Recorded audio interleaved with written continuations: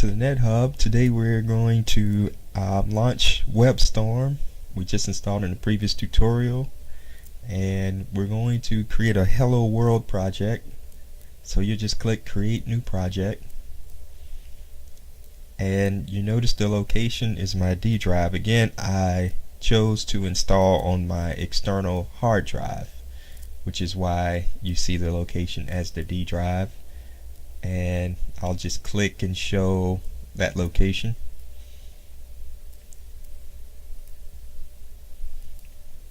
Notice I have a folder called Webstorm projects, and I'm gonna call this this first project let's see, test app _1.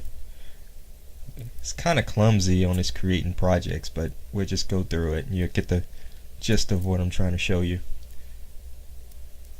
So as you see, it's loading, and there we go. We got test app 1.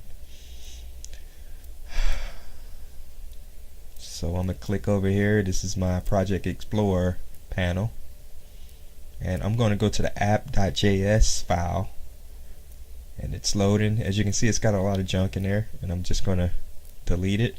And all we're gonna do is we're just going to log our console and do a console log hello world, and just see if everything's working, see if we can get some output.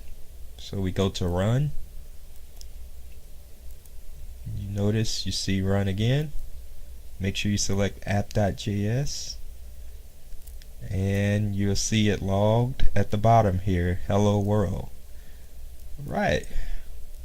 So we know that Webstorm is installed. It's running again from our external hard drive, and we got the Hello World project executed.